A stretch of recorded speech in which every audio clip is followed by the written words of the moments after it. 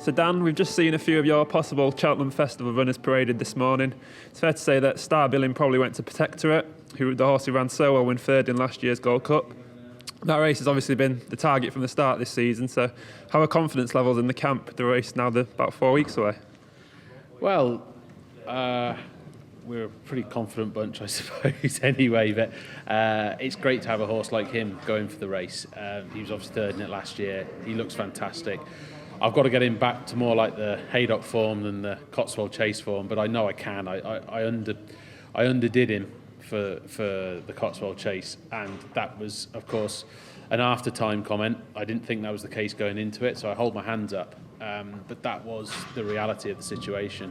We've got plenty of work to do between now and the Friday of the Gold Cup, but everything's on track. Yeah, he's so good fresh, as we saw when he won the Betfair Chase. Was there ever a temptation to go straight from Haydock to Cheltenham? Like, I suppose last year when he won the Many Clouds, he went straight there from Cheltenham. Was there ever a temptation to do anything similar again this year? No, we were always going for the Cotswold. We thought it was the right thing. If I had my time again, I would still do it. I'd probably have him a bit fitter for it though. I don't know what route we'll tread next year. Hopefully we get a clear run at next year as well, and we can do something different or do something the same. Don't know. Let's see what happens for the Gold Cup. But he will be fresh.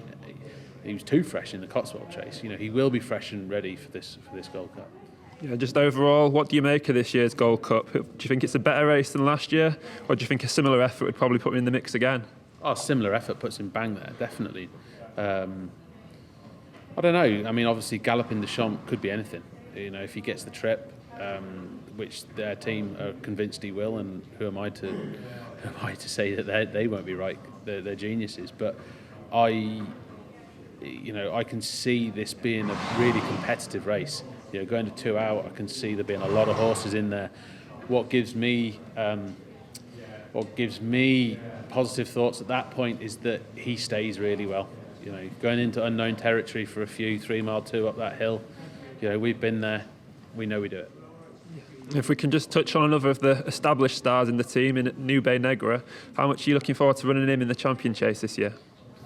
A lot, actually. We obviously didn't get the chance to do so last year because of the ground, and the year before he was second. So there's a little bit of unfinished business, if you like. We'd love to go back there, get a clear run, and see how things go. But he'll be very fresh for the race. We've trained him specifically for the race. Hopefully the ground is in his favour on the day. That's a big part to it. He's probably going under the radar a little bit after he's winning the Desert Orchid. Do you think that's fair? I think it's fine that that's the case. But the reality is, we gave £6 to a horse that then went on to win the Clarence House. So the form is very, very good. Yeah, and what do you make of the Champion Chase picture in general? It has quite an open look to it, perhaps more so than it did just a few weeks ago. Oh, it's fantastically open. It's great. It's like the old championship races of many years ago, where one of a handful could win.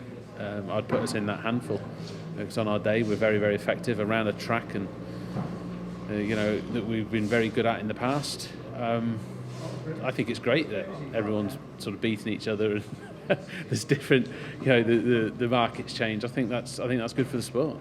Yeah. And detected some confidence in you with Galia Des Liteaux as well. She's going to run in the Brown Advisory, it looks like. She was very good last time at Warwick, wasn't she? She was. She needs soft ground. That is important. She needs soft ground. But if she got it, I think she'd be a fair player. Getting £7 off the boys, she's very, very good. She also has the option of the Mare's Chase, but you'd definitely be leaning towards the Brown Advisory as things stand.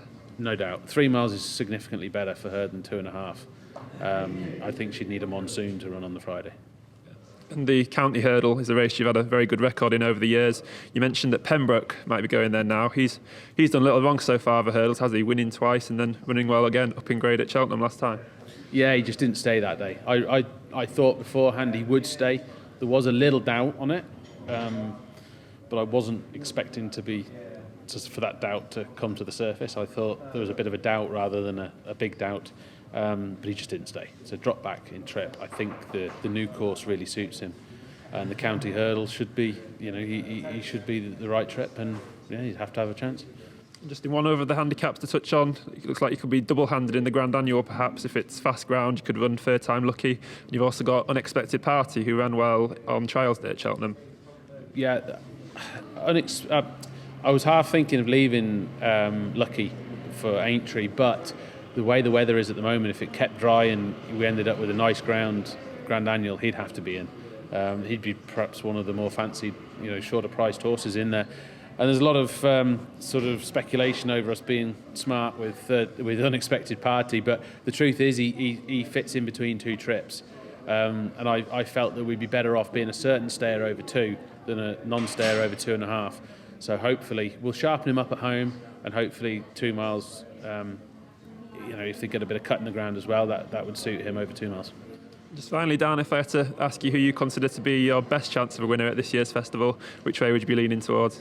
I think if it was properly soft ground, Galia Des Liteaux would be a big chance. That's great. Wishing the best of luck at Cheltenham, Dan. No worries, thank you.